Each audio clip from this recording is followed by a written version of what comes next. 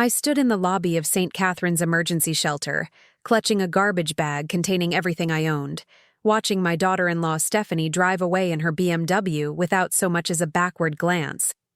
The intake worker looked at me, with practiced sympathy, probably thinking here was another elderly woman whose family had abandoned her. What she didn't know, what Stephanie didn't know, was that I had built this shelter with my own hands 23 years ago. In fact, I owned this one and 49 others across 3 states. But as I signed my name on the intake form, I decided to let them all keep thinking I was just another broken-down old woman with nowhere else to go. Before we jump back in, tell us where you're tuning in from. And if this story touches you, make sure you're subscribed, because tomorrow I've saved something extra special for you. My name is Ruth Ann Bailey, and for 72 years, I've learned that people show you exactly who they are when they think you have nothing left to offer them. I spent 40 years building a fortune in commercial real estate, starting with a single rundown apartment building I bought with my late husband's life insurance money. By the time I retired at 65, I owned a portfolio worth over $30 million, including a chain of homeless shelters that had helped thousands of people get back on their feet. I kept my wealth private, living modestly in a small house, driving an old Honda, shopping at thrift stores not out of necessity but because I believed in living below my means. Money, I had learned, changed people's behavior toward you, and I preferred to be loved for who I was, not what I owned. When my son David married Stephanie 5 years ago, I welcomed her into our family with open arms. She was beautiful, charming, and seemed to adore my boy. David worked as a high school teacher, making decent money but nothing extravagant, and Stephanie worked part-time at a boutique while pursuing what she called her wellness coaching certification. I thought she was lovely, perhaps a bit materialistic, but David was happy, and that was all that mattered to me. I helped them with their wedding, quietly paying for the reception venue when their budget came up short. I never told them it was me. I just had the venue coordinator call and say they'd received an anonymous gift. That was how I preferred to help my family, quietly and without expecting recognition. After they married, I made it a point to give them space to build their life together. I called once a week, visited for holidays, and always came bearing homemade cookies or a casserole for their freezer. Stephanie seemed to appreciate my cooking, often asking for recipes, and I was delighted to share the dishes my own mother had taught me. I babysat their golden retriever, Buster, whenever they went on weekend trips, and I loved having that sweet dog's company in my quiet house. David would joke that I spoiled Buster more than I'd ever spoiled him, and he wasn't. Wrong. I'd take that dog to the pet store and let him pick out toys, much to the amusement of the other shoppers who saw this elderly woman letting a golden retriever carry a shopping basket in his mouth. The first sign that something was shifting came about 2 years into their marriage. I had offered to host Thanksgiving dinner, as I had done every year since David was born. It was our tradition, one I treasured, and I spent weeks planning the menu, shopping for ingredients, and preparing my grandmother's china. The week before Thanksgiving, Stephanie called to tell me they'd decided to spend the holiday with her parents in Scottsdale instead. She explained that her father had been having some health issues and they wanted to be there for him. I understood completely and told her to give her parents my best wishes. But something in her tone felt different, cooler somehow, like she was delivering news rather than having a conversation. Christmas that year was similarly distant. They came for dinner, but Stephanie spent most of the time on her phone, photographing the food and texting. When I asked about her wellness coaching, she sighed and said it was harder than she'd expected to build a client base. I offered to help connect her with some of the women I knew from my volunteer work at the community center, but she waved me off, saying she needed to find her own path. David seemed oblivious to the tension I was sensing, chatting happily about his students and the new curriculum he was developing. I pushed my concerns aside, telling myself that young couples needed time to establish their own traditions. The change became more pronounced over the following months. Phone calls grew shorter and less frequent.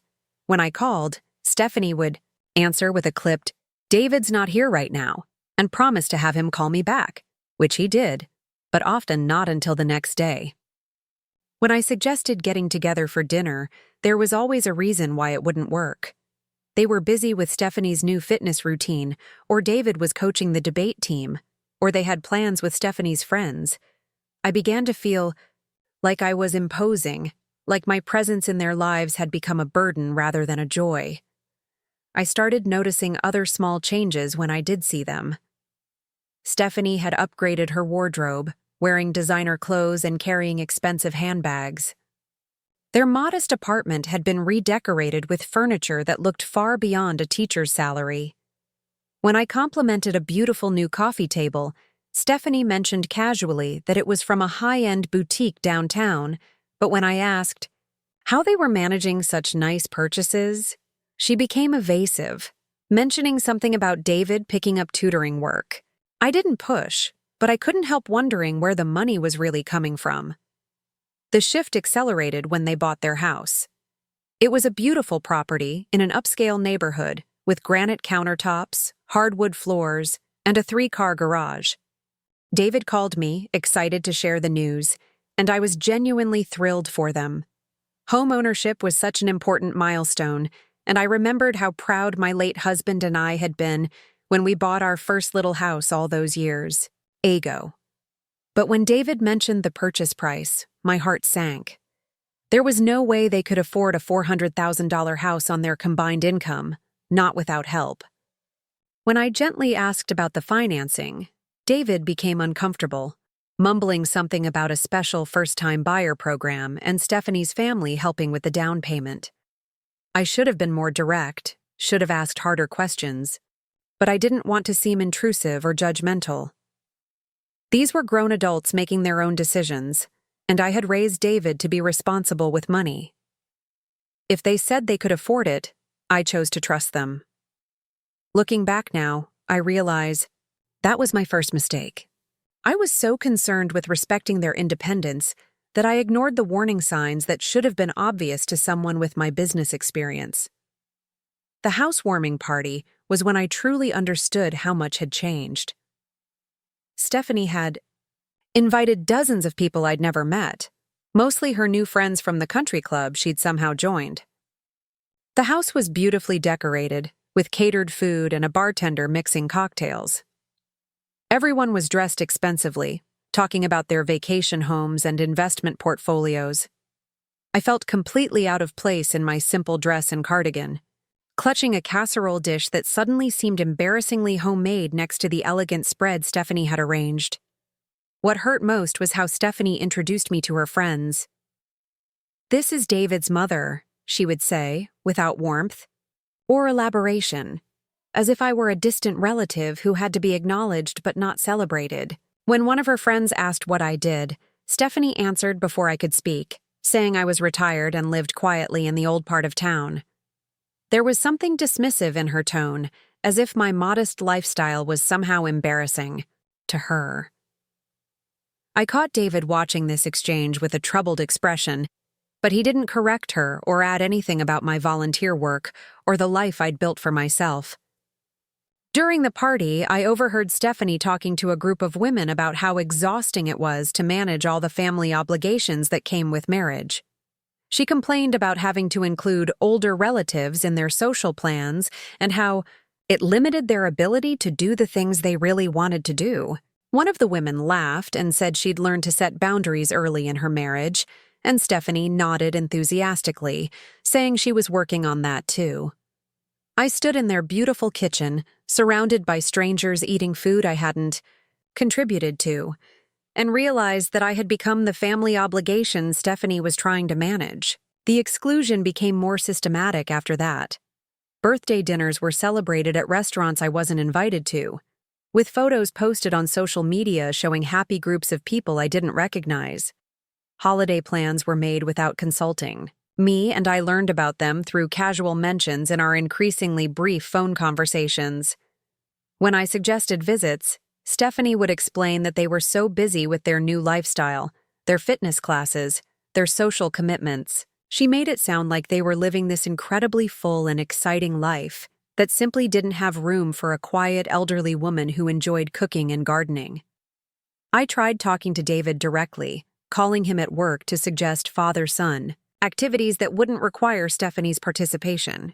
We managed a few lunch dates, and during those meals, I caught glimpses of the son I recognized. He would tell me about his students, ask about my garden, laugh at my stories about Buster's latest mischief.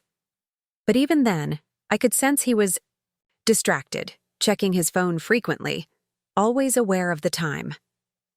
When I asked how things were going at home, he would smile and say everything was great, but something in his eyes suggested otherwise. The money questions started coming about 6 months after they bought the house. David called one evening, his voice strained, asking if I might be able to help them out with some unexpected expenses. The roof needed repairs, he said, and their insurance wasn't covering as much as they'd hoped. I offered to give them the money outright, but David insisted it would be a loan, that they would pay me back within 6 months. I transferred $5,000 to their account the next day, happy to help my son when he needed it. When I asked if everything else was okay financially, he assured me it was just a temporary setback, but the requests kept coming. Car repairs, medical bills, property taxes that were higher than expected. Each time David called personally, apologetically, promising it was the last time and that they would start paying me back soon. I gave them the money without hesitation, not because I couldn't afford it, but because I loved them and wanted to help. What I didn't realize was that these weren't emergency requests. They were funding a lifestyle that required constant financial support, and I had become their primary source of that support. It was Stephanie's birthday dinner that opened my eyes to what was really happening. David had invited me to join them at an expensive steakhouse downtown, the kind of place where appetizers cost more than I usually spent on an entire meal. I dressed carefully in my best outfit, looking forward to celebrating with my family. But when I arrived, I found them with a table full of friends, all dressed in designer clothes, ordering multiple bottles of wine that cost more per bottle than I spent on groceries in a week. The bill for that dinner must have been close to $1,000, and I watched David pay it without hesitation, using a credit card I'd never seen before. Preparing and narrating this story took us a lot of time, so if you are enjoying it, subscribe to our channel. It means a lot to us. Now back to the story. Later, when I mentioned the expensive dinner and asked how they were managing to pay for such things while still needing help with basic expenses, David became defensive. He said they deserved to enjoy life while they were young, that they worked hard and shouldn't have to live like paupers just because money was tight sometimes.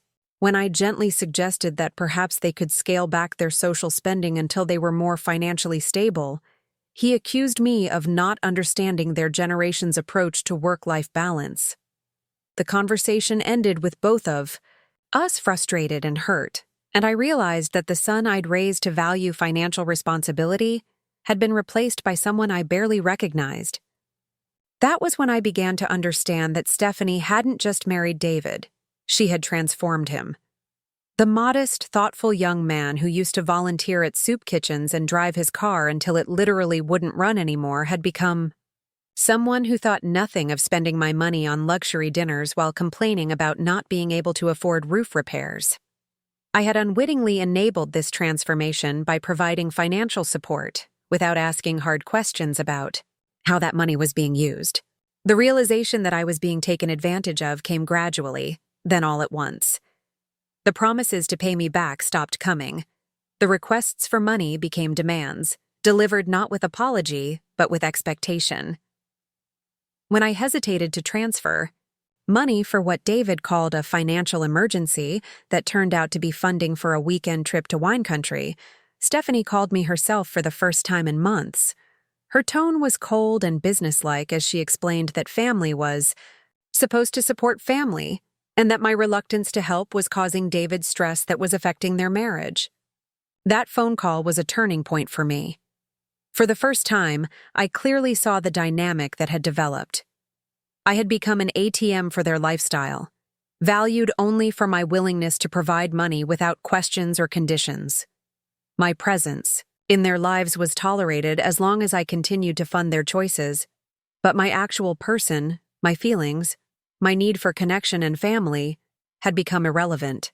I was being used, systematically and deliberately, by people I loved unconditionally. But I still didn't understand how deep the manipulation went. I still believed that David was essentially the good person I'd raised, perhaps influenced by his wife's materialism, but not fundamentally changed.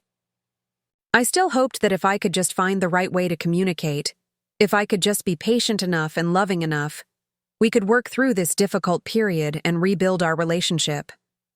I had no idea that what was coming would shatter not just my illusions about my family, but my entire sense of who I was and where I belonged in the world. The first hint of the disaster approaching came during what I thought was a routine family dinner. I had offered to cook, hoping to recreate some of the warmth we'd once shared, and surprisingly, they had accepted. I spent all day preparing David's favorite meals, setting the table with my good china, creating the kind of homey atmosphere I remembered from his childhood. When they arrived, I was hopeful that this might be the beginning of healing the distance that had grown between us. But something was wrong from the moment they walked in. Stephanie looked around my modest home with barely concealed disdain, commenting that I really should consider updating my decor and maybe hiring someone to help with the housework. David seemed nervous, checking his phone constantly and barely touching the food I'd spent hours preparing. The conversation was stilted and uncomfortable, with long silences that I tried desperately to fill with questions about their lives, their work, their plans for the future. It was during dessert that Stephanie dropped the bomb that would change everything. She looked across my dining room table, the same table where I'd helped David with homework for 12 years, where we'd celebrated birthdays and holidays and all the small victories of daily life, and told me that they'd been talking about my living situation. My house was getting too big for me, she said, and they were worried about my safety living alone at my age. Wouldn't I be happier somewhere with other people? Somewhere with activities and support services designed for seniors? I was so stunned that I couldn't immediately respond. David wouldn't meet my eyes, pushing his pie around his plate while Stephanie continued talking about retirement communities and assisted living facilities. She had done research, she said, and found several places that looked very nice, very suitable for someone in my situation. The way she said my situation made it clear that she viewed me as a problem to be solved, an inconvenience to be managed and relocated. When I finally found my voice, I told them that I was perfectly capable of living independently, that I loved my home and my neighborhood, that I had no intention of moving anywhere. I was 72, not 92, and I was in excellent health. I had friends in my community, volunteer commitments, a life that I had carefully built and that brought me joy. Why would I give all of that up to live in some institutional setting with strangers? That was when the real manipulation began. Stephanie's tone became patronizing as she explained that I might not be the best judge of my own capabilities. Older people often didn't recognize when they were becoming unsafe or inappropriate for independent living. She had noticed that I seemed more forgetful lately, more confused about social situations. David had mentioned that I sometimes repeated stories or forgot details we'd discussed in previous conversations. Perhaps it was time to consider that I needed more support than I was willing to admit. I looked at my son, waiting for him to defend me, to tell his wife that there was nothing wrong with my memory or my judgment. But David remained silent, still focused on his untouched dessert, letting Stephanie speak for both of them. In that moment, I realized that this conversation had been planned, that they had discussed my situation and decided on their approach before coming to my house. I was being ambushed in my own dining room by people I had loved and supported unconditionally for years. The conversation continued for another hour, with Stephanie presenting her case like a prosecutor addressing a jury. She had brochures for several facilities, printouts of online reviews, even a list of questions I should ask when touring potential homes. She spoke about the benefits of socialization with people my own age, about the peace of mind that came with having medical staff available, about the activities and services that would enrich my daily life. Everything she said was delivered, with a smile and a tone of caring concern, but underneath it all was an unmistakable message. I was being told to leave my life behind, and my opinion about whether I wanted to do so was irrelevant. When they finally left that evening, I sat in my quiet house surrounded by the dishes from a meal that had been meant to bring us together, but had instead driven us further apart. I tried to make sense of what had happened, to understand how my own family could look at me and see someone who needed to be managed and relocated rather than loved and supported. I had raised David to be kind and respectful, to value family and to care for those who had cared for him. How had he become someone who could sit silently while his wife systematically dismantled my autonomy and dignity? That night, I barely slept. I walked through my house, looking at the life I had built there, the memories embedded in every room. This was where David had taken his first steps, where he had recovered from childhood illnesses, where we had celebrated his graduation from college. These walls held 40 years of our family's history, and now I was being told to pack it all up and move to some sterile facility where I could be monitored and managed like a child who couldn't be trusted to care for herself. Over the following weeks, the pressure intensified. Stephanie called regularly with updates on her research, sending me links to websites and scheduling tours of facilities without consulting me first. She spoke about the process as if it were already decided, as if my resistance was just a temporary obstacle to be overcome with enough patience and persistence. When I tried to explain that I didn't want to move, she would sigh and say that change was always difficult, but that I would thank them later when I saw how much happier I was in a more appropriate environment. David's role in this campaign was more subtle but equally devastating. He would call with casual questions about my daily routine, asking whether I was eating properly, whether I was keeping up with housework, whether I ever felt lonely or overwhelmed. At first, I thought he was showing genuine concern for my well-being, but I gradually realized that my answers were being reported back to Stephanie and used as evidence that I needed supervised care. When I mentioned that I'd forgotten to water my garden one day, that became proof that I was neglecting my responsibilities. When I said I'd been feeling a bit tired, that became evidence that maintaining my household was becoming too much for me. The manipulation was so skillful that I began to doubt myself. Maybe I was more forgetful than I realized. Maybe my house was becoming too much for me to handle. Maybe they could see things about my condition that I couldn't see myself. I started questioning every decision, second-guessing every action, wondering if my insistence on independence was really just stubborn denial of my own limitations. It was during this period of self-doubt that the financial pressure intensified. The requests for money became more frequent and more urgent, always accompanied by reminders of how much easier it would be to manage my finances if I were in a facility where professionals could help me with such complicated matters. Stephanie suggested that it might be wise to consolidate my assets to simplify my financial life before making such a major transition. She offered to help me organize my paperwork to make sure all my accounts were properly managed and accessible. I was beginning to feel trapped, surrounded by people who claimed to love me, but were systematically dismantling my independence and autonomy. Every conversation felt like an interrogation, every interaction like a test I was somehow failing. I started withdrawing from my volunteer activities, partly because I was tired of defending my choices, and partly because I was afraid that any mistake or forgetfulness would be reported back to David and Stephanie as further evidence that I needed supervised care. The breaking point came on a Tuesday afternoon in March, when I fell in my kitchen while reaching for a dish on a high shelf. It was a minor accident, just a stumble that resulted in a bruised hip and a scraped hand. But when Stephanie heard about it, she treated it like a medical emergency. She insisted on taking me to the hospital, where the doctors confirmed that I was fine, that falls were common at any age, and that there was no indication of any serious problem. But Stephanie took the medical report and twisted it into evidence that I was becoming a danger to myself.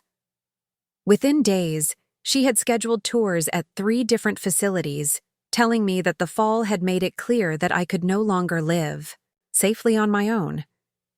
She spoke about the accident as if it were the inevitable result of my declining condition rather than a simple mishap that could have happened to anyone.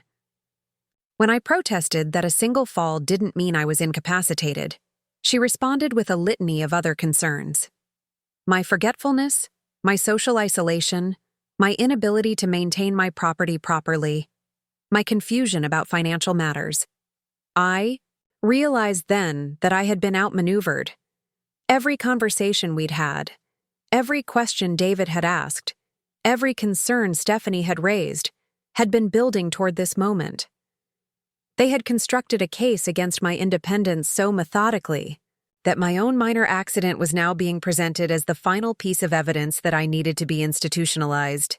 I was being gaslighted by my own family, made to feel incompetent and unsafe in the life I had built and maintained successfully for decades. The tours were humiliating experiences where Stephanie spoke about me as if I weren't there, discussing my needs and limitations with staff members who nodded sympathetically. The facilities were nice enough, clean and well-staffed, with activities and services designed to keep residents busy and content. But they weren't home, and they weren't my choice. I was being presented with options for a life I didn't want, in places I didn't choose, surrounded by people who didn't know me or care about the person I had been before I became a problem to be solved. Throughout this process, the financial requests continued and intensified. Now they weren't just asking for help with expenses. They were asking me to help them expand their lifestyle while simultaneously arguing that I was too incompetent to manage my own finances. The contradiction was staggering, but by then I was so worn down by the constant pressure that I could barely recognize the manipulation for what it was. That was my life in the months leading up to the morning when Stephanie would drive me to St. Catherine's emergency shelter and leave me there like a piece of unwanted furniture. I had become a problem to be managed, a source of funding to be exploited, and eventually, an inconvenience to be discarded. The son I had raised with love, and the daughter-in-law I had welcomed with open arms, had systematically stripped away my autonomy, my dignity, and finally, my home. But they had no idea who they were really dealing with. They saw a confused elderly woman with some money they could access and some property they could eventually inherit. What they didn't see was the woman who had built a real estate empire from nothing, who had created a network of homeless shelters that had helped thousands of people rebuild their lives, who had survived loss and hardship and challenged that, would have broken weaker spirits. They thought they were disposing of a burden. What they were actually doing was awakening a force they were completely unprepared to face. The morning it all came crashing down started like any other Tuesday. I woke up in my own bed, in my own house, surrounded by the familiar sounds of my neighborhood coming to life. Mrs. Henderson next door was watering her roses, the school bus was making its rounds, and the mail carrier was whistling his usual tune as he walked his route. I had no idea that by evening, I would be homeless, abandoned, and sitting in an intake office signing papers that labeled me as just another destitute senior with nowhere else to go. I was in my kitchen making coffee when Stephanie's car pulled into my driveway at exactly 8:30 in the morning. Through my window, I could see her checking her phone, her face set in that determined expression I had come to recognize as dangerous. She was dressed expensively as always, wearing a cream-colored blazer that probably cost more than my monthly grocery budget, and carrying a leather handbag that gleamed in the morning sun. Everything about her appearance suggested success and competence, the kind of woman who got things done efficiently and without sentiment. When she knocked on my door, her smile was bright and artificial, the same smile she used when she wanted something from me. She breezed into my living room without waiting for an invitation, carrying a stack of papers and a manila folder that she placed on my coffee table with ceremonious importance. She had exciting news, she announced, settling into my favorite armchair as if she owned it. She had found the perfect place for me, a lovely facility that had just had an opening, and they were willing to accept me immediately. I stood in my own living room, still wearing my bathrobe, trying to process what she was telling me. The facility was called Golden Years Manor, she explained, and it was exactly what I needed. Private rooms, 3 meals a day, activities designed for people my age, and most importantly, professional staff who could monitor my health and safety around the clock. She had already completed most of the paperwork, she said, pulling forms from her folder with the efficiency of someone who had been planning this moment for months. When I tried to object, to remind her that I had not agreed to move anywhere, Stephanie's expression shifted to the patronizing patience she reserved for what she considered my more difficult moments. She understood that change was scary, she said, especially for someone in my condition, but sometimes family had to make hard decisions for the people they loved. David was at work, she explained, but he had asked her to handle the arrangements because he found the whole situation too emotional to deal with directly. The papers she had brought were not suggestions or options for me to consider. They were completed forms requiring only my signature to finalize my admission to Golden Years Manor. She had listed herself and David as my emergency contacts and decision-makers, had provided medical information I had never authorized her to access, and had even included a financial assessment that somehow detailed assets and income I had never discussed with her. The thoroughness of her preparation was breathtaking and terrifying. As she spread the documents across my coffee table, explaining each section with the enthusiasm of someone describing vacation plans, I began to understand the scope of what was happening. This was not a family discussion about my future. This was a fait accompli, presented to me as a courtesy but not requiring my actual consent. They had decided my fate, completed the arrangements, and were now informing me of the decision they had made on my behalf. When I refused to sign the papers, Stephanie's patience began to fray around the edges. She had expected some resistance, she said, but she had hoped I would be reasonable about this. The facility was expecting me today, she explained, and there would be complications if we delayed much longer. She had already arranged for movers to come for my belongings, had canceled my utilities, and had even contacted my doctor to transfer my medical records. The assumption that I would comply with their plan was so complete that they had already begun dismantling my life. I asked her where David was, why he wasn't here to discuss this decision with me himself.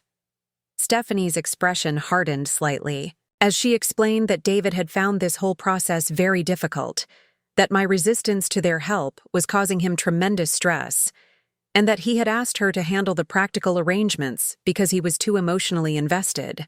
To think clearly, she made it sound like I was being cruel by questioning their decision, like my desire to maintain my independence was somehow selfish and inconsiderate. The manipulation was so skillful that for a moment I almost felt guilty for not being more grateful. They were offering me safety and security, she reminded me, a chance to live without worry about accidents or emergencies, or the daily challenges of maintaining a household. Thousands of people would be thrilled to have the opportunity. I was rejecting, she said, and my stubbornness was not only ungrateful but potentially dangerous to my own well-being. But when I continued to refuse to sign the papers, when I told her firmly that I was not moving anywhere, and that they had no right to make these arrangements without my consent, Stephanie's mask finally slipped completely. She stood up from my armchair, gathering her papers with sharp, angry movements, and told me that she had tried to do this the easy way, but that I was making it unnecessarily difficult for everyone. That was when she delivered the ultimatum that would change everything. If I would not go to Golden Years Manor voluntarily, she said, then I would have to find somewhere else to live immediately. She and David could no longer enable my unsafe living situation by allowing me to stay in this house, where I was clearly a danger to myself and potentially to others. I had until the end of the day to pack whatever I could carry, because tomorrow morning she would be changing the locks and securing the property. I stared at her, certain I had misunderstood. "This was my house," I said. "I had lived here for 37 years, had raised my son here, had built my life here. She could not simply evict me from my own home." That was when Stephanie smiled her coldest smile and pulled one more document from her folder. It was a deed transfer form, she explained, one that David and I had supposedly signed months ago during one of our financial discussions. According to this document, I had transferred ownership of my house to David in exchange for his promise to care for me in my old age. I had never signed such a document, had never even discussed such an arrangement, but there was my signature at the bottom of the page, witnessed and notarized. The signature looked like mine, but I had no memory of signing anything that would give away my home. Stephanie watched my confusion with satisfaction, explaining that sometimes older people forgot important legal transactions, especially when they were dealing with cognitive decline. The important thing was that the transfer was legal and binding, and that meant David had every right to decide who could and could not live in the house. The room began to spin as I realized the depth of their deception. Somehow they had manipulated me into signing away my home, probably during one of those conversations about organizing my paperwork or simplifying my finances. I had trusted them completely, had signed papers without reading them carefully because they were my family, and I believed they had my best interests at heart. Now I was discovering that my trust had been weaponized against me, used to steal, the foundation of my security and independence. Stephanie was still talking, explaining that this was really for the best, that the stress of property ownership was clearly too much for me, and that David would make sure the house was properly maintained and eventually sold for fair market value. She spoke about my situation as if it were a business transaction being concluded, rather than a family being torn apart by greed and manipulation. Her tone was professional and detached, as if she were a social worker discussing the placement of a difficult client rather than a daughter-in-law destroying the life of the woman who had welcomed her into the family. When I asked to speak to David, to hear this decision from him directly, Stephanie told me he was teaching and could not be disturbed. But she had his full authority to handle this matter, she said, and delaying would only make things more complicated for everyone involved. She made it clear that this conversation was a formality, that the decisions had already been made and implemented, and that my only choice was whether to go quietly to the facility they had chosen or to leave and find my own accommodations elsewhere. I cannot describe the feeling of betrayal that washed over me in that moment. It was not just the loss of my home, devastating as that was. It was the realization that the people I loved most in the world had been systematically planning my destruction for months, had been lying to my face while stealing my security, had been presenting themselves as caring family members while actually viewing me as an obstacle to be removed and an asset to be acquired. Stephanie checked her watch with impatience and informed me that she had other appointments that day, so I needed to make my decision quickly. Golden Years Manor was still willing to accept me, she said, but only if I arrived before 5 o'clock. Otherwise, I would need to make my own arrangements, and she suggested I think carefully about whether I had anywhere else to go. The cruelty of that statement was breathtaking. She knew perfectly well that I had isolated myself from friends and activities over the past months, that I had no family besides David, and that I had nowhere to turn for help. When I told her I needed time to think, needed to call a lawyer, or find someone to help me understand my legal options, Stephanie's expression became openly hostile. She informed me that I had been thinking about this for months, that endless delays and discussions had brought us to this point, and that she was not leaving my house until I made a final decision. I could sign the papers for Golden Years Manor and be transported there safely and comfortably, or I could leave on my own and figure out my next steps without their assistance. But I could not stay in this house beyond today. The choice she was offering was no choice at all. I could surrender my autonomy completely and accept institutionalization in a facility I had never chosen, or I could become homeless immediately with nothing but whatever I could carry in my hands. Either way, my life as I had known it was over, ended by the people who were supposed to love and protect me. I thought about calling the police, but what would I tell them? That my son and his wife had legally manipulated me out of my home? That I had signed papers I did not remember signing? That I was being evicted from a house that apparently no longer belonged to me? As I stood in my living room, surrounded by 40 years of memories and possessions, trying to process the magnitude of what was happening to me, Stephanie made a phone call. She spoke quietly, but I could hear her confirming arrangements with someone, discussing timing and logistics. When she hung up, she informed me that she had contacted Golden Years Manor to let them know I would not be coming today, that I had chosen to make alternative arrangements instead. The way she phrased it made it sound like the decision had been mine, like I had rejected their generous offer in favor of something else. Then she made another call, this one to David, leaving a voicemail that was a masterpiece of manipulation. She explained that she had tried her best to help me make a smooth transition to assisted living, but that I had refused their assistance and had chosen to leave the house on my own instead. She expressed concern for my safety and well-being, hoped that I would reconsider their offer, and promised to keep trying to help me despite my resistance to their efforts. Anyone listening to that message would conclude that she was a caring daughter-in-law dealing with a difficult and irrational, elderly woman who was making poor decisions about her own welfare. The next few hours passed in a blur of shock and desperate activity. Stephanie watched me pack a single garbage bag with clothing and personal items, offering helpful suggestions about what I should prioritize and what I should leave behind. She reminded me that storage space would be limited wherever I ended up, so I should focus on essentials rather than sentimental items. The casual cruelty of her advice was stunning. She was helping me pack for homelessness while discussing my situation as if it were a routine downsizing decision. I called several hotels, but the prices were beyond what I could afford on a long-term basis, and most required credit cards for extended stays. I called my bank to access my accounts, only to discover that several of my larger accounts had been frozen pending review of some unspecified discrepancy. When I asked for details, the customer service representative explained that a family member had reported concerns about potential financial abuse and had requested that my accounts be secured until the situation could be investigated.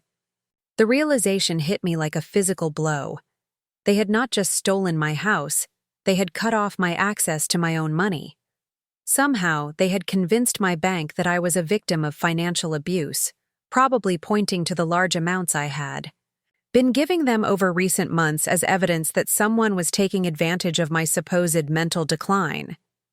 The very money I had given them willingly was now being used as proof that I was incompetent to manage my own finances. I had perhaps $300 in cash, the contents of my jewelry box and whatever I could fit in a garbage bag. After a lifetime of building financial security, of making smart investments and careful decisions, I was essentially destitute, cut off from my own resources by people who had convinced the world they were protecting me. The irony was almost unbearable. I had become genuinely vulnerable to financial abuse through their efforts to frame me as a victim of financial abuse. By late afternoon, with nowhere else to turn, I called the information line for emergency services and asked about temporary shelter options. The social worker I spoke with was kind but matter-of-fact as she explained the intake process for emergency housing. Most shelters required people to arrive during specific hours, she said, and space was limited, especially for elderly clients who might need additional support services. She gave me the address for St. Catherine's Emergency Shelter and explained that they had the best programs for seniors who found themselves temporarily displaced. When Stephanie heard me making this call, her expression shifted to something that looked almost like satisfaction. This was exactly what she had expected. She said exactly why she had been so concerned about my ability to live independently. Here I was, after just a few hours on my own, already calling homeless shelters because I could not manage to arrange proper housing for myself. This proved that her assessment of my capabilities had been correct, and that my resistance to their help had been foolish and self-destructive. She offered to drive me to the shelter herself, presenting this as a final act of family kindness. She could not in good conscience allow me to navigate public transportation with my limited mobility and obvious confusion, she said. It would be safer for everyone if she delivered me to the shelter personally and made sure I was properly admitted to their care. The way she spoke about it made it sound like she was doing me an enormous favor, rather than completing the final step in my systematic destruction. The drive to St. Catharines was surreal. Stephanie chatted pleasantly about the weather, the traffic, the neighborhood we were passing through, as if we were going shopping together rather than completing my abandonment. She mentioned that she would check on me periodically, would make sure I was receiving proper care, and would keep working to find more permanent solutions to my housing situation. She spoke about my future as if she were still managing my care, still making decisions on my behalf, even as she delivered me to a homeless shelter. When we arrived at St. Catharines, Stephanie walked me to the entrance with the solicitous concern of someone helping an elderly relative navigate a medical appointment. She spoke briefly with the intake worker, explaining that I was a family member who had experienced some difficulties and needed temporary assistance. She provided them with basic information about my situation, emphasizing my age and her concerns, about my ability to care for myself independently. Everything she said was technically true, but presented in a way that painted me as someone who had failed to manage her own life, rather than someone who had been systematically robbed and abandoned.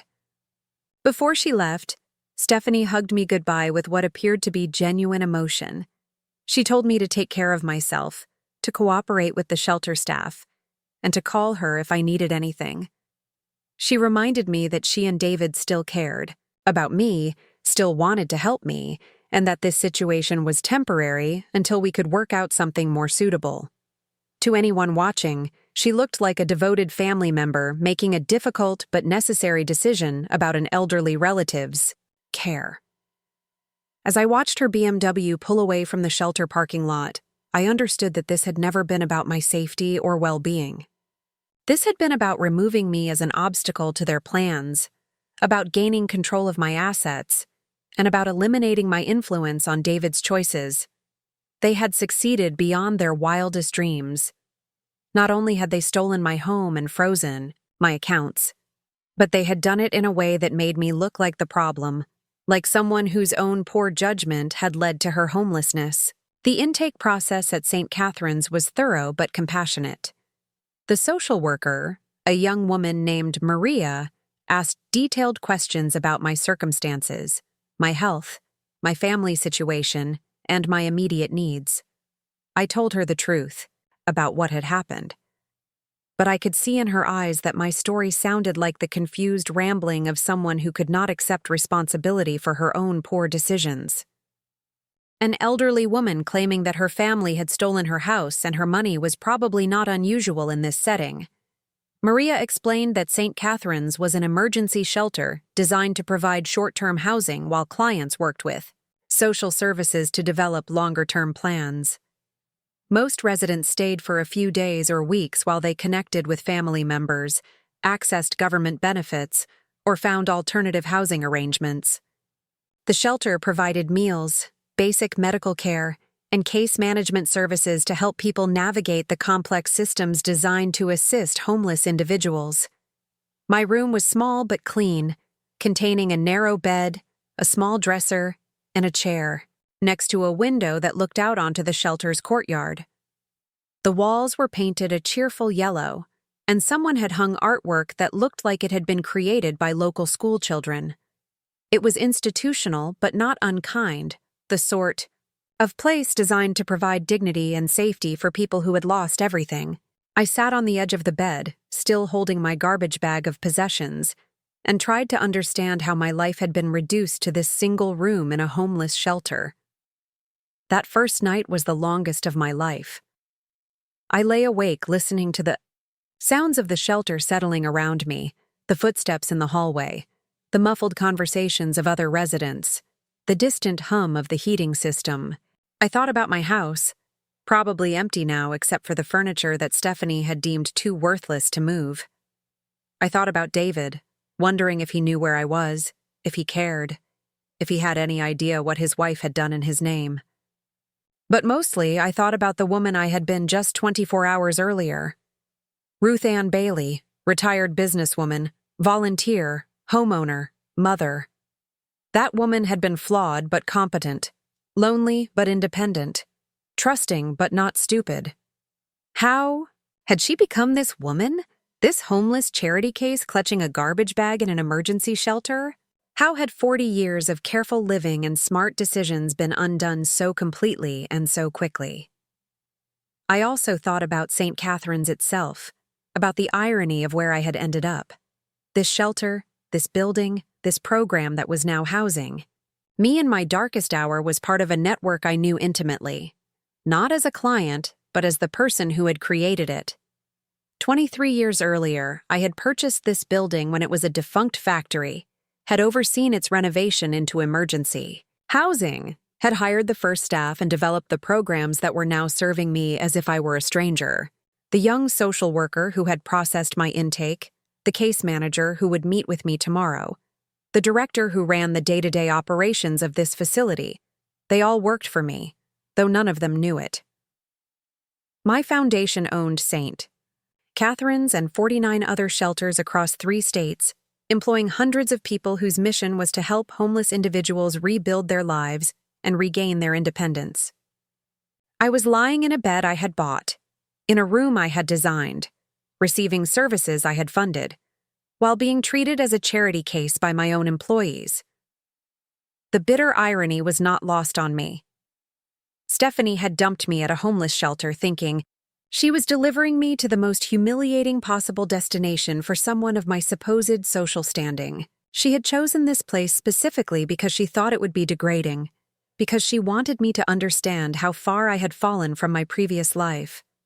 She had no idea that she had actually delivered me home, to a place where I had more power and influence than she could possibly imagine.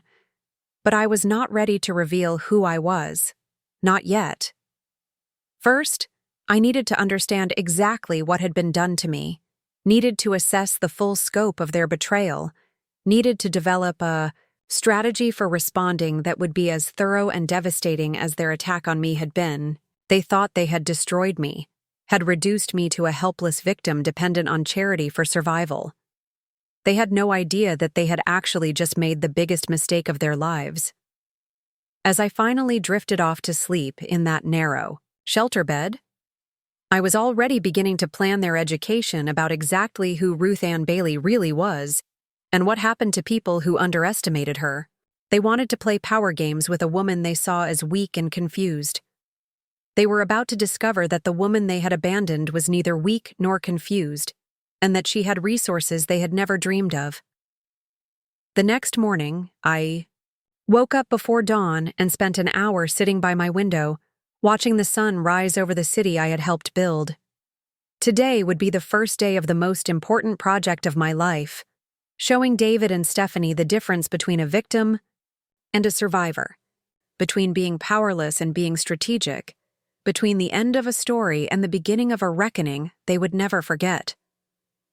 My first week at St. Catherine's passed in a strange mixture of genuine adjustment and careful observation. During the day, I participated in the shelter's programs like any other resident, attending the required meetings with caseworkers, eating meals in the communal dining room, and following the rules that govern daily life for people who had lost their homes. But at night, alone in my small room, I was conducting a very different kind of business, using the shelter's computer lab to access information that would help me understand the full scope of what David and Stephanie had done to me. The computer sessions were eye-opening in ways I had not expected. Using the library access that all shelter residents received, I was able to log into legal databases and property records to trace the documents that had supposedly transferred my house to David. What I discovered was a sophisticated scheme that had been months in the making. The deed transfer was indeed legal and properly filed, but it was part of a series of transactions that painted a picture of systematic financial exploitation. The signature on the deed transfer document was mine, but it had been obtained through a power of attorney form I had signed during what I thought was a routine financial planning session with David.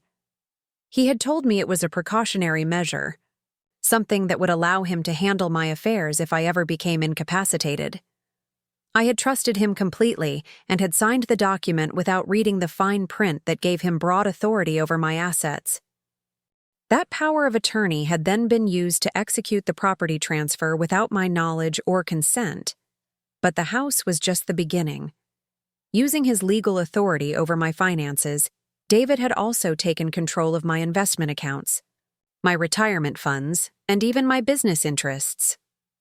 My real estate portfolio, built carefully over decades, had been systematically transferred into trusts and LLCs that listed David as the primary beneficiary.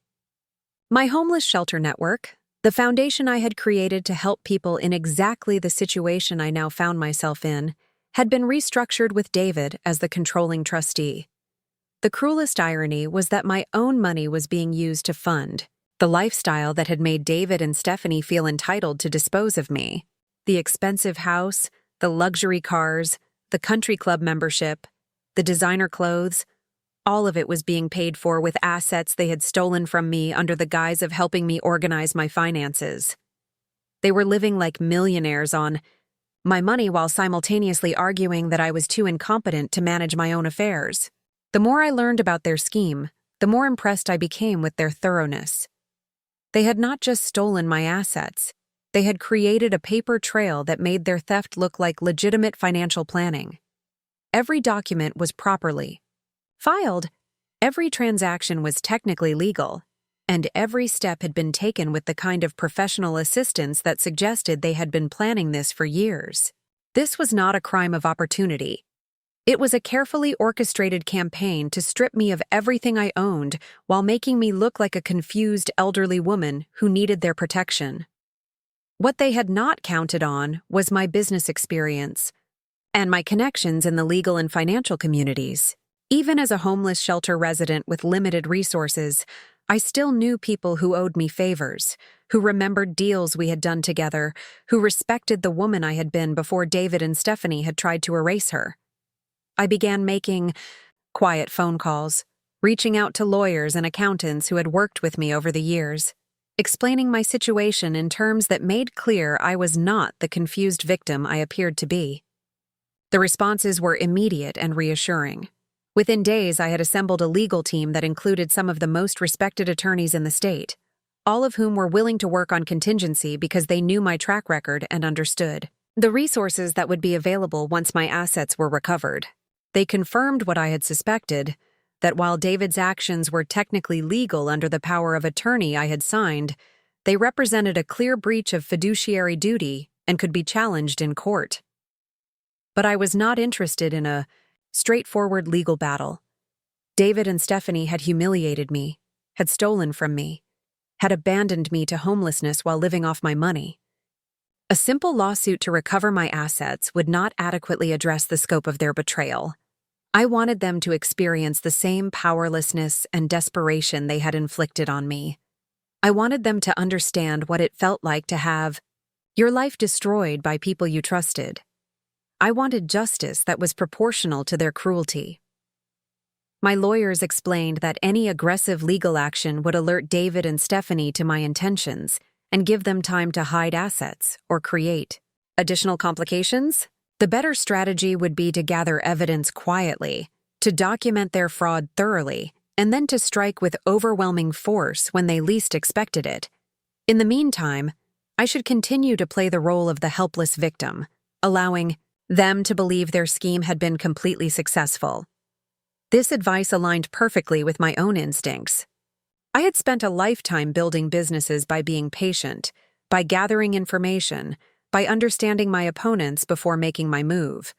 David and Stephanie had shown me their complete contempt for my intelligence and capabilities. Now I would use their arrogance against them, allowing them to feel secure in their victory, while I systematically prepared their destruction. Living in the shelter while conducting this shadow campaign was actually advantageous in ways I had not anticipated. My days were structured around the routines and requirements of shelter life, which provided perfect cover for my real activities. When other residents saw me spending time in the computer lab, they assumed I was learning basic computer skills or applying for social services. When I made phone calls, they sounded like someone desperately trying to arrange alternative housing or reconnect with family members. The shelter staff, well-meaning but overworked, treated me with the kind of gentle condescension reserved for elderly residents who were struggling to adapt to their new circumstances. They praised my positive attitude, encouraged my participation in activities, and regularly checked on my emotional well-being. They had no idea that the confused elderly woman they were helping was actually their ultimate boss, or that her presence in their facility was part of a larger strategy to reclaim an empire that had been stolen from her. I used my time at St. Catherine's to study the operations of my own shelter network from the ground level. I observed the daily challenges faced by staff members, listened to the concerns of other residents, and identified areas where our services could be improved. It was like conducting an undercover inspection of my own business, gathering intelligence about how effectively my resources were being used to serve people in crisis. What I discovered was both encouraging and troubling. The staff members were dedicated and compassionate, working hard to help people rebuild their lives despite limited resources and overwhelming caseloads. But the shelter was also understaffed and underfunded, operating at capacity with waiting lists for services that should have been readily available. I realized that while my foundation was providing basic funding for operations, we were not investing enough in the programs and staffing that would truly transform people's lives. This observation sparked an idea that would become central to my plans for David and Stephanie. They had stolen my wealth and used it to fund their selfish lifestyle, while people who genuinely needed help continued to struggle with inadequate resources. When I reclaimed my assets, I would not just restore my personal financial security.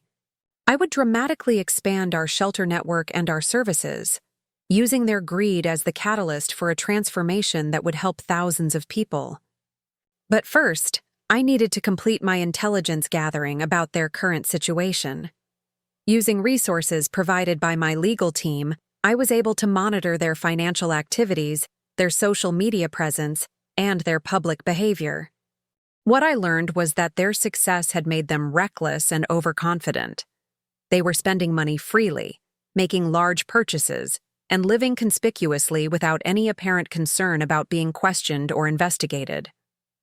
David had left his teaching job, claiming that stress over his mother's situation had made it impossible for him to continue in the classroom. Instead, he was pursuing what he called consulting opportunities, which seemed to involve a lot of networking lunches and very little actual work. Stephanie had abandoned her wellness coaching entirely, focusing instead on what she called lifestyle, design, and social media influence. They were presenting themselves as a power couple who had achieved financial independence through smart investing and entrepreneurial thinking. Their social media posts were particularly galling. Stephanie regularly shared inspirational content about manifesting abundance and creating the life you deserve, often accompanied by photos of expensive purchases or luxury experiences. David posted about the importance of family values and making difficult decisions for the people you love. They had constructed a public narrative in which they were successful, generous, and family-oriented, while the woman whose money funded their lifestyle was sleeping in a homeless shelter. The most painful posts were the ones about me. Stephanie occasionally shared vague updates about dealing with a family member who was struggling with aging and independence, always framing herself as the long-suffering daughter-in-law who was doing her best to help someone who refused to accept assistance. She wrote about the challenges of watching someone you love make poor decisions, about the guilt that came with setting necessary boundaries, and about the importance of self-care when dealing with difficult family situations. David's posts were more subtle but equally manipulative. He shared articles about elder care and the challenges facing adult children who had aging parents with cognitive decline. He wrote about the difficulty of balancing respect for someone's autonomy with concern for their safety, about the heartbreak of watching a parent become someone you no longer recognized. He presented himself as a grieving son who had been forced to make impossible choices about his mother's care. Reading these posts while sitting in a homeless shelter, knowing that every word was a lie designed to justify their theft and abandonment, was almost unbearable. They had not just stolen my money and my home, they had stolen my story, rewriting the narrative of my life to make themselves the heroes and me the villain. They were using my situation to generate sympathy and admiration from people who had no idea what had really happened. But their public relations campaign also provided valuable intelligence about their psychology and their vulnerabilities. They needed to be seen as successful and admirable, needed to maintain their image as people who had earned their lifestyle through legitimate means. This need for public validation would become a crucial element in my strategy for exposing them. When the truth about their fraud became public, the contrast between their curated image and their actual behavior would be devastating. My legal team was making excellent progress in documenting their crimes and preparing the groundwork for recovering my assets. But I wanted to do more than simply reclaim what they had stolen. I wanted them to experience the same shock and helplessness I had felt when I discovered their betrayal. I wanted them to understand what it felt like to have your life destroyed by someone you trusted. I wanted their education to be as thorough and devastating as their attack on me had been. The opportunity I had been waiting for came through an unexpected source. During one of my regular sessions with Maria, my caseworker at the shelter, she mentioned that the facility was preparing for its annual fundraising gala, a black tie, event that brought together donors, community leaders, and supporters of our homeless services network. The event was scheduled for the following month and would feature presentations about our programs, testimonials from people who had been helped by our services, and appeals for increased funding. Maria explained that they were looking for residents who might be willing to share their stories at the gala to help donors understand the real impact of their contributions. She thought I might be a good candidate because of my positive attitude and my articulate way of expressing myself. Would I be interested in speaking to the gala audience about my experience at St. Catherine's and what the shelter had meant to me during this difficult time in my life?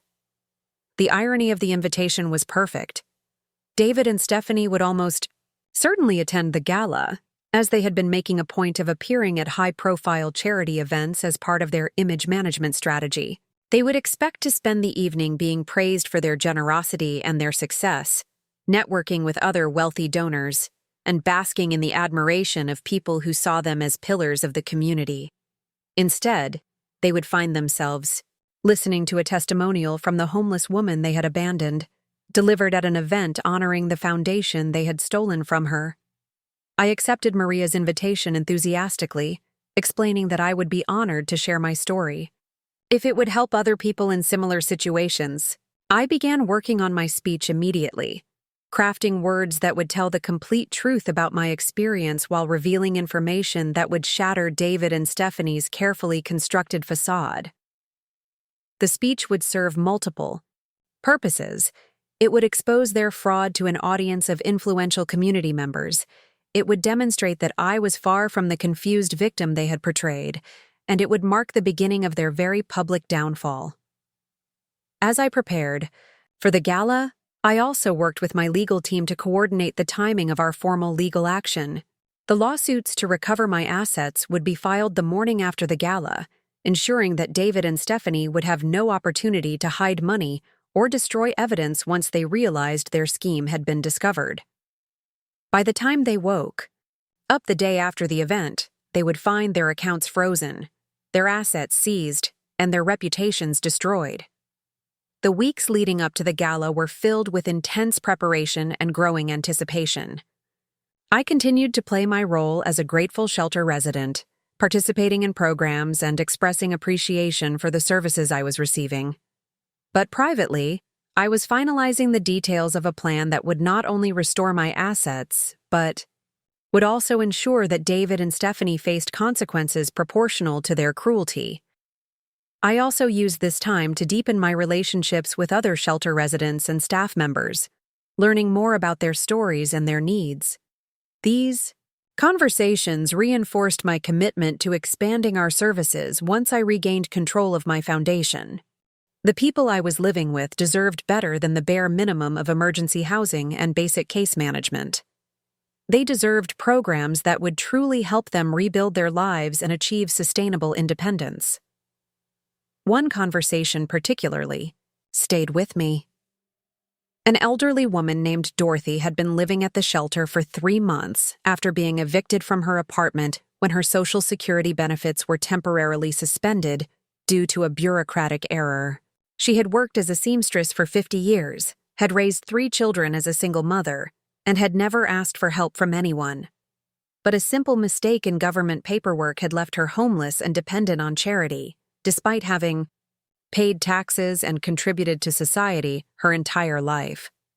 Dorothy's story reminded me that homelessness was not a personal failing or a character flaw, but a systemic failure that could affect anyone who lacked adequate resources or support networks. People like Dorothy deserved more than temporary shelter. They deserved advocacy, assistance navigating complex bureaucratic systems, and programs that addressed the root causes of their displacement. When I regained control of my foundation, Dorothy's experience would inform our approach to serving elderly clients who found themselves vulnerable to institutional failures.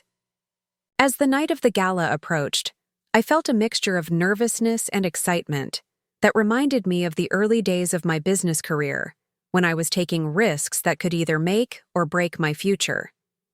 This event would mark the end of my time as Ruth Ann Bailey, homeless shelter resident, and the beginning of my return as Ruth Ann Bailey, philanthropist and businesswoman.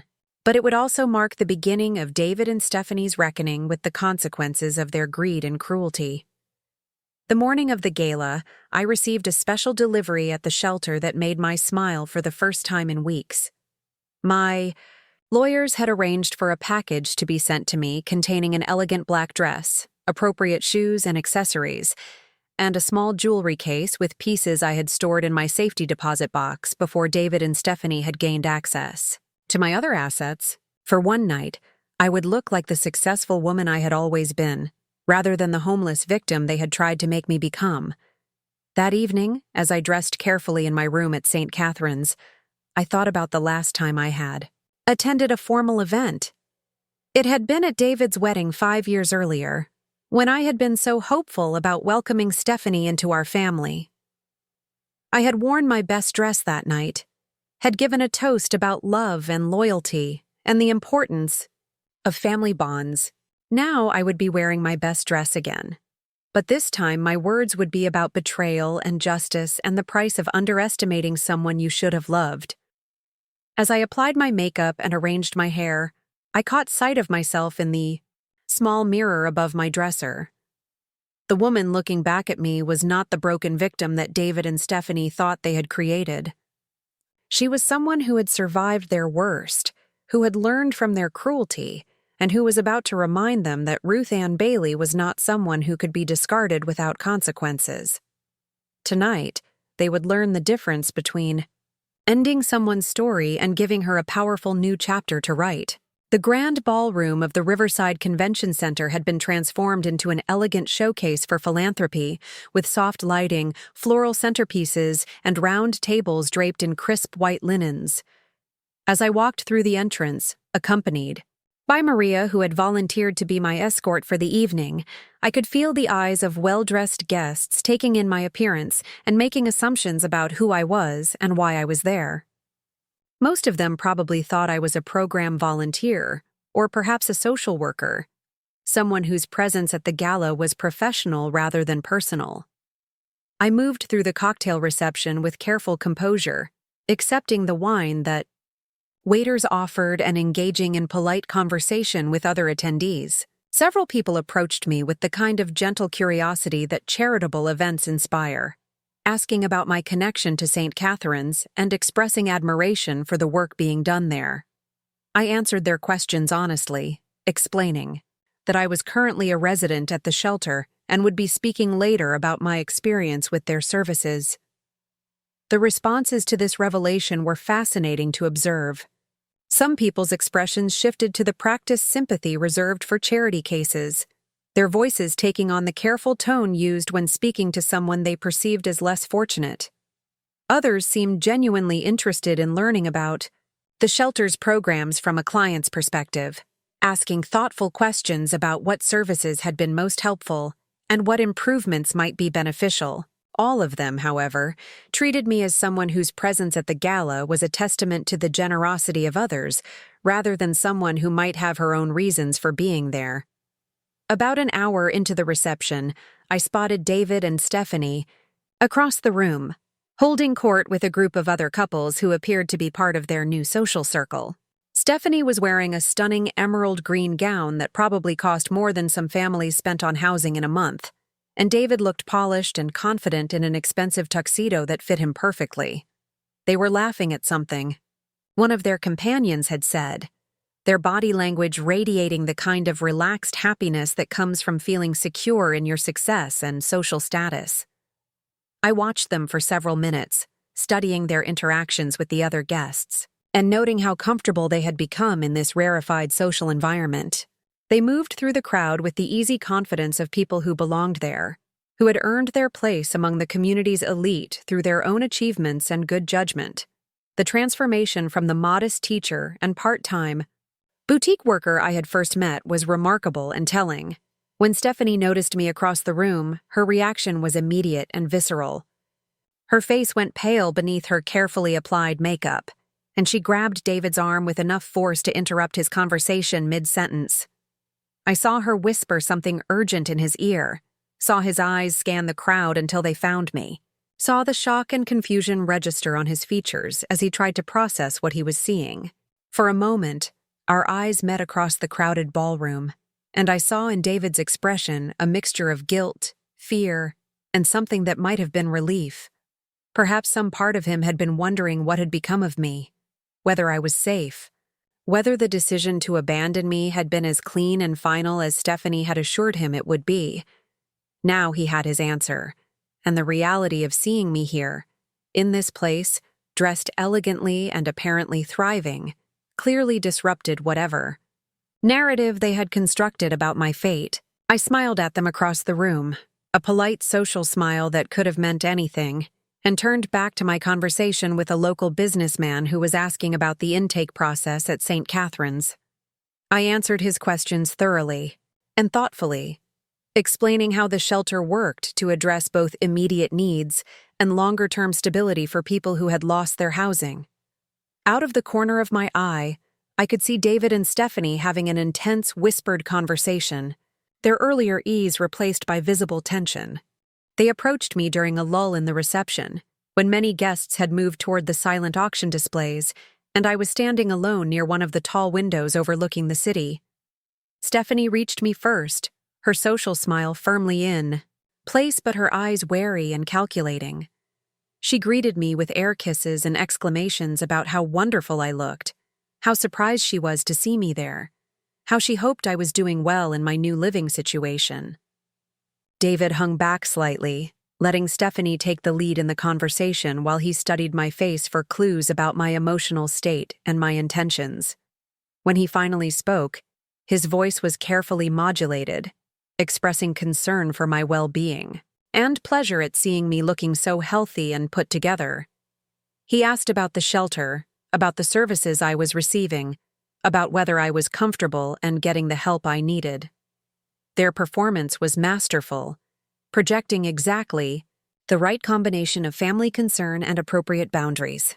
To anyone observing our interaction, they looked like caring relatives who were pleased to see that their elderly family member was receiving good care in a difficult situation.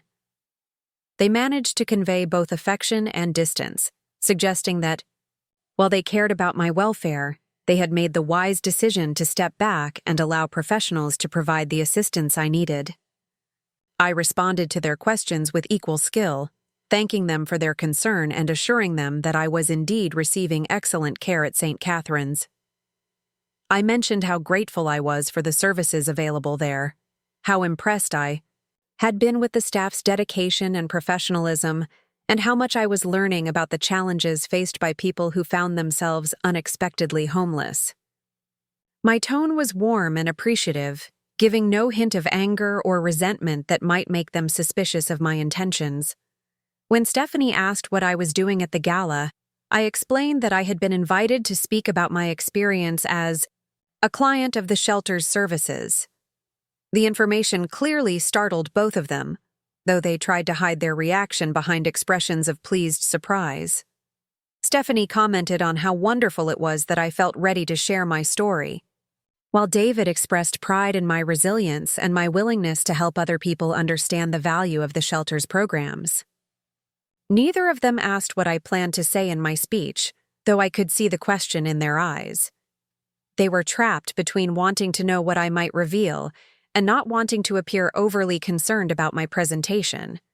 Instead, they focused on expressing support for my decision to speak publicly about my situation, emphasizing how brave and generous it was for me to share such a personal experience with strangers. As the reception wound down and guests began moving toward the dining room for dinner, Stephanie made a point of introducing me to several of her new friends as David's mother, someone who was currently staying at St. Catherine's and would be speaking about her experience there. She presented these introductions as examples of her family's connection to charitable causes, her voice carrying the subtle pride of someone whose personal involvement with an issue added authenticity to her philanthropic interests. The people she introduced me to responded with the mixture of interest and discomfort that often greets direct contact with the recipients of charitable services. They expressed admiration for my willingness to speak publicly about my situation, asked polite questions about the shelter's programs, and made general comments about the importance of supporting services for vulnerable populations. Several of them mentioned that they were looking forward to hearing my presentation, their voices carrying the careful enthusiasm appropriate for such occasions. During dinner, I was seated at a table near the front of the room with other speakers and honored guests, while David and Stephanie were placed at a prominent table in the center of the dining area. I could see them clearly from my vantage point, could observe their interactions with their table mates, and note how they responded to the various presentations and appeals that filled the evening's program. The dinner conversation at my table focused largely on the shelter's services and the broader issues surrounding homelessness in our community. The other speakers included a formerly homeless veteran who had used shelter services to transition into permanent housing and employment, a social worker who managed caseloads for families with children, and a local business owner who had created job training programs specifically for people experiencing housing instability. Listening to their stories and perspectives gave me valuable insights into the effectiveness of our current programs and the additional services that might be beneficial. The veteran spoke movingly about the importance of having access to mental health services and job placement assistance, while the social worker emphasized the critical need for affordable childcare and transportation support for families trying to rebuild their lives. The business owner described the challenges and rewards of hiring people whose work history had been interrupted by housing instability, and the specific supports that made such partnerships successful. These conversations reinforced my determination to dramatically expand our shelter network services once I regained control of my foundation. The people sitting around me represented both the potential for transformation that existed when adequate resources were available and the limitations imposed by insufficient funding and narrow program scope. David and Stephanie's theft had not just harmed me personally, it had deprived vulnerable community members of services that could have changed their lives. As dessert was served and the formal program began, I felt the familiar mixture of nervousness and anticipation that preceded any important presentation. I had given hundreds of speeches over the course of my business career, had addressed investors and community leaders and government officials about projects and proposals that involved millions of dollars and affected thousands of lives. But this speech felt different, more personal and more consequential than any business presentation I had ever delivered. The evening's program began with welcome remarks from the chairman of the shelter's board of directors, a prominent attorney, who praised the community's support for homeless services and outlined the expansion plans that additional funding would make possible. He was followed by the shelter's executive director, who presented statistics about the people served, the outcomes achieved, and the ongoing challenges faced by people experiencing homelessness in our region. Next came the formerly homeless veteran, who delivered a powerful testimony about how shelter services had helped him address the substance abuse and mental health issues that had led to his housing instability. He spoke about the importance of having access to counseling and medical care, about the job training program that had given him marketable skills, and about the transitional housing that had provided stability while he rebuilt his life. His presentation was moving and effective, generating sustained applause and visible emotion from audience members. The social worker's presentation focused on the families served by the shelter network, particularly single mothers with children, who had lost housing due to domestic violence, job loss, or medical emergencies. She described the comprehensive services needed to help these families achieve stability, from emergency shelter to child care to financial counseling to permanent housing assistance. Her remarks emphasized the complex factors that contributed to family homelessness and the long-term investment required to address them effectively. Throughout these presentations, I watched David and Stephanie's reactions carefully. They applauded at appropriate moments and maintained expressions of thoughtful concern, but I could see the tension in their posture and the frequent glances they exchanged. They were clearly anxious about what I might say when my turn came, though they were trying to appear supportive and engaged like the other guests around them. When the executive director introduced me as a current resident of St. Catharines who would be sharing her perspective on the shelter's services, I rose from my seat and walked to the podium with the same confidence I had brought to countless business presentations.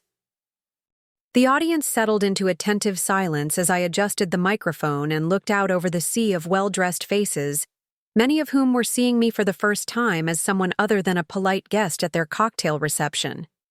I began my remarks by thanking the audience for their support of homeless services and expressing gratitude for the opportunity to share my story with them.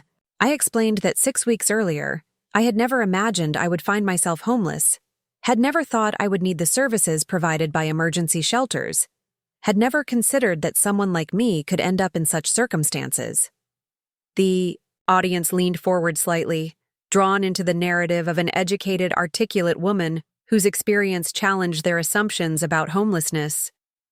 I described my arrival at St. Catharines on that terrible Tuesday evening, carrying my possessions in a garbage bag and feeling overwhelmed by the loss of everything I had thought was secure in my life. I spoke about the kindness of the intake staff, the cleanliness and safety of the facility, the dignity with which residents were treated even in their most vulnerable moments. I praised the case management services, the meal programs, the efforts to help people navigate complex social service systems and develop plans for permanent housing. As I continued my presentation, I could see David and Stephanie becoming increasingly uncomfortable. They had expected me to deliver a generic testimonial about the shelter's services, something that would reflect well on the institution without revealing embarrassing details about how I had ended up there. Instead, I was building toward a revelation that would expose their actions to an audience of influential community members who valued integrity and family loyalty. I transitioned into discussing the circumstances that had led to my homelessness, explaining that I had been living independently and successfully until family members convinced me to sign legal documents that I did not fully understand. I described how people I trusted had used their access to my finances to systematically steal my assets while simultaneously arguing that I was too incompetent to manage my own affairs. I spoke about the sophisticated nature of the fraud, the legal manipulation that had made their theft appear legitimate, and the careful planning that had gone into their scheme. The audience was riveted by this account of elder financial abuse, and I could see several people glancing around the room as if trying to identify the perpetrators I was describing. I had not yet mentioned David and Stephanie by name, but my description of their actions was detailed enough that anyone who knew about family dynamics could begin to piece together the identity of the people responsible for my situation. I explained how my family members had isolated me from friends and activities, had manipulated me into questioning my own judgment and capabilities, and had used my love for them as a weapon against my own self-interest. I described the systematic gaslighting that had made me doubt my own perceptions, the financial manipulation that had given them control over my assets, and the final betrayal that had left me homeless while they lived in luxury funded by my stolen money. When I revealed that these family members were present in the audience that evening, enjoying a gala funded by charitable donations while the woman they had robbed and abandoned sat in a homeless shelter, the tension in the room became palpable. People began looking around more obviously, trying to identify the individuals I was describing, while others focused intently on my face as if trying to assess my credibility and mental state. I paused in my presentation and looked directly at David and Stephanie's table, allowing my gaze to linger on their stricken faces long enough for observant audience members to follow my line of sight. When I resumed speaking, I identified them by name as my son and daughter-in-law, explaining that they were attending the gala as honored guests, while the woman whose money had funded their lifestyle was speaking to them as a homeless charity case. The reaction in the ballroom was immediate and electric. Conversations erupted at tables throughout the room as people turned to look at David and Stephanie, who sat frozen in their chairs like deer caught in headlights. The comfortable social atmosphere of the gala had been shattered by the revelation that two of their fellow attendees were not the successful philanthropists they appeared to be, but criminals who had stolen from an elderly family member and left her destitute. I continued my presentation without acknowledging the commotion my revelation had caused, moving into a discussion of the broader issues surrounding elder abuse and the vulnerability of seniors to financial exploitation by family members. I spoke about the importance of legal protections for elderly people, the need for better oversight of power of attorney arrangements, and the critical role that emergency shelters played in providing safety for people who had been victimized by those closest to them. As I concluded my remarks, I returned to praising the services provided by St. Catherine's and the other shelters in our network, emphasizing how grateful I was for the safety and dignity they had provided during the most difficult period of my life. I thanked the audience for their continued support of homeless services and expressed hope that my story would help them understand the complex factors that could lead anyone to need such assistance. The applause that followed my presentation was sustained and emotional, with many audience members rising to their feet in a standing ovation that seemed to acknowledge both my courage in sharing my story and their outrage at the treatment I had described. As I returned to my seat, I could see David and Stephanie still sitting motionless at their table, surrounded by other guests who were now viewing them with obvious suspicion and distaste. The remainder of the evening's program proceeded with presentations from other shelter supporters and appeals for continued funding, but the energy in the room had been fundamentally altered by my revelations. Conversations at tables throughout the ballroom focused on what they had just heard, with many guests expressing shock at the sophisticated nature of the elder abuse I had described, and admiration for my resilience in surviving such betrayal. During the final appeal for donations, several major donors made larger commitments than had been expected, with more than one specifically mentioning that my presentation had helped them understand the critical importance of shelter services for vulnerable community members. The gala raised significantly more money than in previous years, a result that would benefit genuine homeless individuals, even as it marked the beginning of David and Stephanie's very public downfall. As the evening concluded and guests began to leave, David and Stephanie found themselves increasingly isolated at their table. Several couples who had been part of their social circle made polite excuses and departed quickly, clearly uncomfortable with being associated with people who had been publicly exposed as elder abusers. Other guests avoided eye contact with them entirely, treating them as pariahs whose presence contaminated the charitable atmosphere of the event. I made my way slowly through the crowd toward the exit, accepting congratulations from numerous guests who praised my courage and expressed support for my recovery efforts. Several people handed me business cards and offered assistance with legal matters, housing arrangements, or employment opportunities. The contrast between the warm reception I was receiving and the cold isolation surrounding David and Stephanie could not have been more stark. As I reached the ballroom entrance, I felt a hand on my arm and turned to find David behind me, his face pale and his expression desperate. He asked if we could speak privately, if there was some way to work things out, if we could discuss the situation like family members who loved each other. His voice carried a note of panic that suggested he was beginning to understand the magnitude of what I had just set in motion.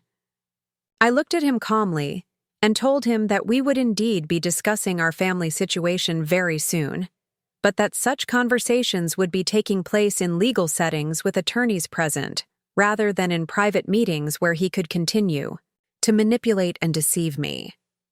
I explained that his actions had consequences that extended far beyond our personal relationship, and that those consequences would be arriving in his life very shortly.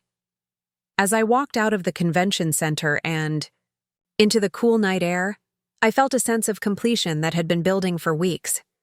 The gala had served multiple purposes. It had exposed David and Stephanie's crimes to an influential audience. It had demonstrated my competence and credibility to people who might have questioned my version of events, and it had marked my emergence from the role of victim into the role of someone seeking justice. Tomorrow would bring the legal reckoning that would restore my assets and establish accountability for their actions.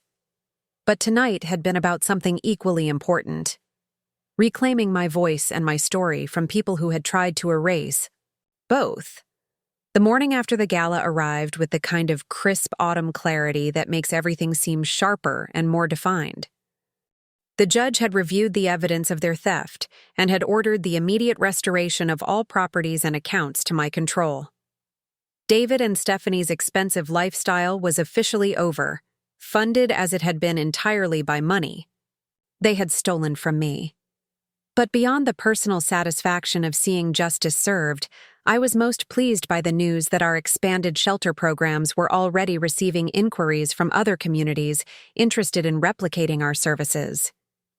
The publicity surrounding my case had highlighted the need for specialized programs to help elderly victims of financial abuse, and municipalities across the region were reaching out to learn how they could develop similar resources. That evening, I packed my few belongings one final time and prepared to leave St. Catherine's emergency shelter. But I was not leaving as the broken victim that David and Stephanie had tried to create. I was leaving as someone who had survived their worst, who had used their cruelty as motivation to create something better, and who had demonstrated that underestimating Ruth Ann Bailey was a mistake that carried serious consequences. Maria walked me to the entrance of the shelter, where a car was waiting to take me to the hotel where I would stay while my house was being restored to my control. She thanked me for sharing my story and for the example I had provided to other residents about the importance of fighting for justice rather than accepting defeat. She also mentioned that several other elderly residents had asked her about legal resources for addressing family financial abuse, inspired by my willingness to hold my exploiters accountable.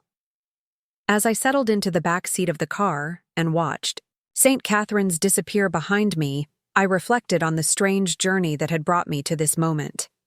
6 weeks earlier, I had been a confused and heartbroken elderly woman whose family had convinced her that she was no longer capable of living independently.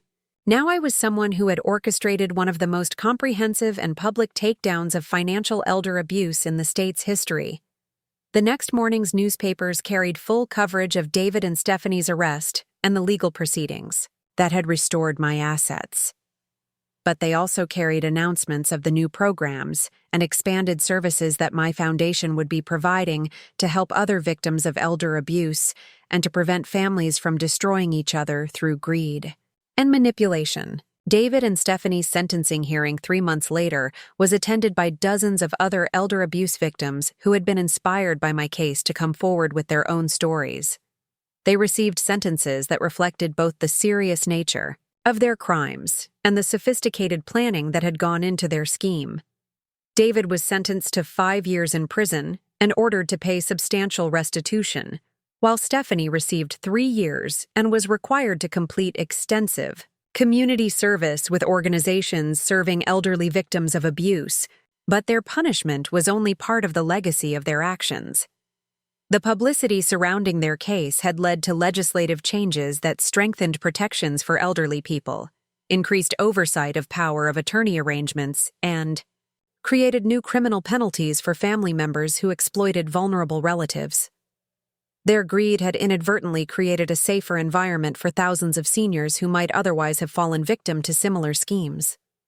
5 years later, as I sit in my restored home office reviewing reports from the 57 homeless shelters and elder advocacy centers that now make up my foundation's network, I sometimes think about the irony of what David and Stephanie accomplished through their cruelty. They intended to destroy me, to reduce me to a helpless victim dependent on charity for survival. Instead, they gave me the motivation and the platform to create something far more meaningful than anything I had achieved in my previous career. The Ruth Ann Bailey Foundation now serves thousands of people each year, providing not just emergency shelter, but comprehensive services designed to help people rebuild their lives with dignity and independence. Our elder abuse prevention programs have helped countless families recognize and address problems before they escalate to criminal behavior.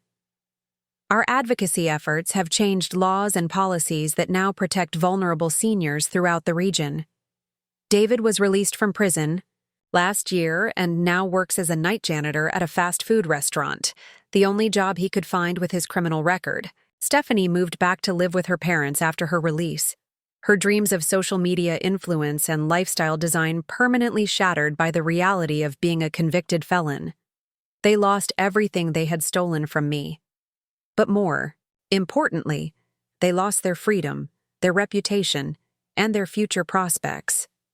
I never spoke to either of them again after that morning, when Stephanie drove me to St. Catherine's thinking she was disposing of a problem. They made their choices, demonstrated their values, and faced the consequences of their actions. I had more important things to do than waste time on people who had shown me exactly who they were when they thought I had nothing left to offer them. The woman who woke up in a homeless shelter 6 years ago, clutching a garbage bag and wondering how her life had been so completely destroyed, would probably be amazed to see what rose from the ashes of that destruction. Sometimes the worst thing that happens to you becomes the catalyst for the best thing you ever accomplish. David and Stephanie taught me that lesson, though I doubt they intended to. They thought they were writing the end of my story. Instead, they gave me the beginning of my most important chapter. And for that, in a strange way, I suppose I should thank them. But I won't. Some lessons are too expensive for gratitude, and some teachers deserve only the education they receive in return. Up next, you've got 2 more standout stories right on your screen. If this one hit the mark, you won't want to pass these up. Just click and check them out. I woke up in my narrow bed at St. Catherine's for what I knew would be the last time, listening to the familiar sounds of the shelter coming to life around me. In a few hours, the legal machinery I had set in motion would begin grinding through the courts, and by evening, David and Stephanie's carefully constructed world would be in ruins. My legal team had coordinated their efforts with military precision. At exactly 9 o'clock, as David and Stephanie were presumably drinking their morning coffee and trying to process the humiliation of the previous evening, simultaneous lawsuits would be filed in 3 different courts. The civil suit seeking recovery of my stolen assets was just the beginning. Criminal charges for elder abuse and fraud were being filed by the district attorney's office, and the state attorney general was launching an investigation into potential violations of fiduciary duty laws. But the legal actions were only part of the reckoning I had planned. While David and Stephanie had been sleeping off their shock from the gala, I had been working with my communications team to ensure that their exposure would extend far beyond the courtroom. Press releases were being distributed to local media outlets, social media campaigns were being launched, and investigative journalists were being provided with detailed documentation of their crimes. I had also been busy making other arrangements. That would demonstrate the difference between someone who used wealth for selfish purposes and someone who understood the responsibility that came with financial resources. The expanded funding I was providing to St. Catherine's and our other shelters would be announced today, along with new programs designed to help elderly victims of financial abuse and expanded services for families with children. At 8:30, I received a phone call from my lead attorney confirming that all documents had been prepared and that the coordinated legal action would proceed as scheduled. He also informed me that David and Stephanie had attempted to access several of their accounts early that morning, apparently seeking to transfer funds or liquidate assets. Fortunately, the preliminary injunctions we had prepared were already in place, freezing their access to any money or property that could be traced to my stolen assets. Maria found me in the computer lab an hour later, reading news coverage of the previous evening's gala on the shelter's public terminals. Several local news outlets had already picked up the story, focusing on the dramatic revelation of elder abuse that had shocked the charity event's attendees. The coverage was uniformly sympathetic to my situation and critical of David and Stephanie's actions, with quotes from other gala attendees expressing outrage at their behavior. She sat down beside me with an expression of amazement and growing understanding. She had known that my story was unusual, that my education and articulate manner suggested a background different from most shelter residents. But she had never imagined the scope of what had been done to me or the resources I would have available once the legal situation was resolved. She asked if there was anything the shelter could do to support me during what would certainly be a difficult legal process. I thanked her for her concern and explained that while the legal proceedings would indeed be challenging, I was confident that justice would be served and that my situation would be resolved fairly quickly. I also mentioned that I hoped to work with St. Catherine's in a different capacity in the future, contributing to the programs and services that had meant so much to me during my time as a resident. At exactly 9 o'clock, my phone began ringing, with calls from reporters, attorneys, and community members who had heard about the legal actions being filed against David and Stephanie. I spent the morning giving interviews and providing background information to journalists who were working on more detailed stories about elder abuse and the sophisticated methods used by family members to exploit vulnerable seniors. The media coverage was extensive and devastating for David and Stephanie's reputation. Television news programs led with the story of the homeless shelter resident who had revealed at a charity gala that her own family members were responsible for her situation. Newspapers ran front-page articles about the respected teacher and his wife, who had systematically stolen from his elderly mother before abandoning her to homelessness. But the most damaging coverage came from social media, where photos and videos from the gala were being shared along with detailed accounts of my presentation and David and Stephanie's reaction to it.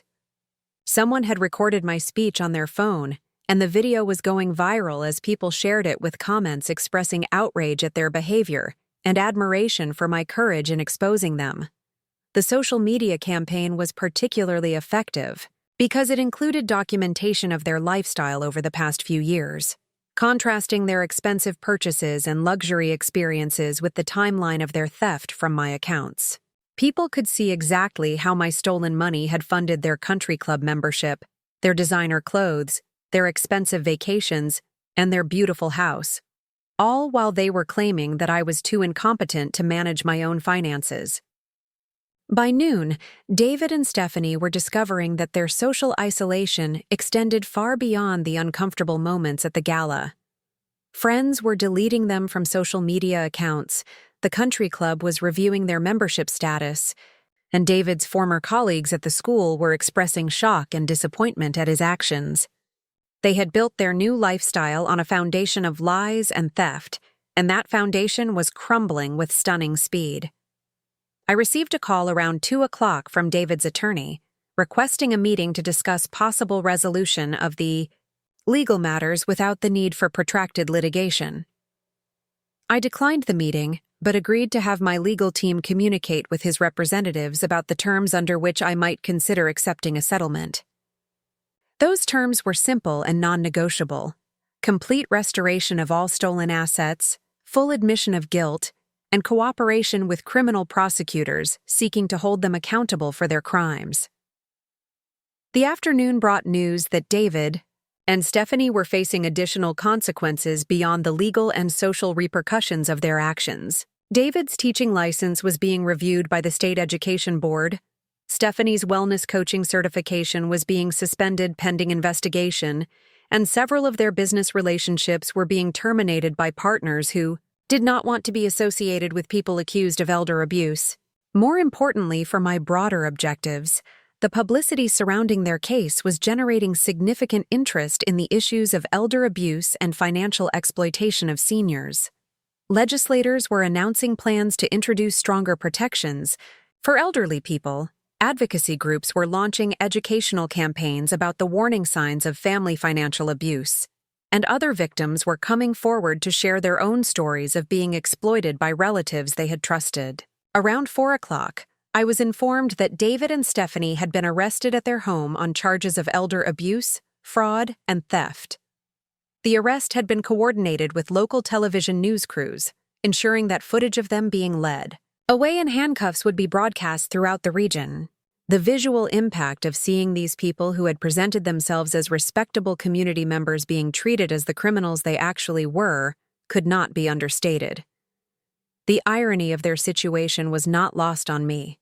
They had spent months arguing that I was too confused and incompetent to live independently, that I needed supervised care because I could not make sound decisions about my own welfare.